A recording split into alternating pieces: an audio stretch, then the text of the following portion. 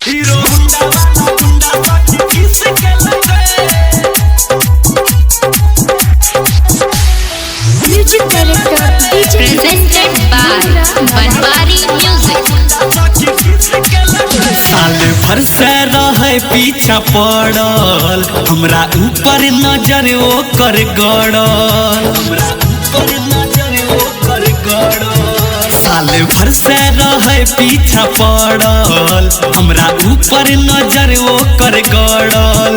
एक दिन भेले मुलाकात करके हमारा से बात, एक दिन भेले मुलाकात करके हमारा से बात, मिले खातिर प्रॉमिस केलकै।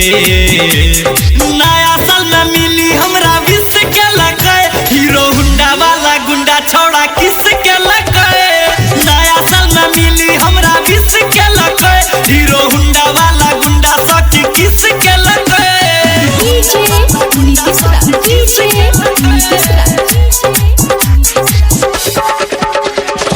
मंगुरा नवादा मंगुरा नवादा। घुमै ले गेल रही बगल के कोट गे, देखी क्या कहलक लागै छी तू होट गे। सुन के बोली लागल हमरा चोट गे, गेलै उ हमर सीना से सट गे, गेलै उ हमर सीना से सट गे। घुमै ले गेल रही बगल के कोट गे, देखी क्या कहलक लागै छी तू होट गे। सुन के बोली लागल हमरा चोट गे, गेलै उ हमर सीना से सट गे। हमरा देखी के अकेला ऐसन कर दिलके खेला, हमरा देखी के अकेला ऐसन कर दिलके खेला, सब लिपस्टिक उ घिस देलकै। नया साल में मिली हमरा विश केलकै, हीरो हुंडा वाला गुंडा छौड़ा किस केलकै। नया साल में मिली हमरा विश केलकै, हीरो हुंडा वाला गुंडा छौड़ा किस केलकै। डीजे नीतीशरा डीजे नीतीशरा मंगुरा नवादा मंगुरा नवादा। सखी गे ठीक न केलकै उ काम गे, सोची सोची हम छियै हैरान गे।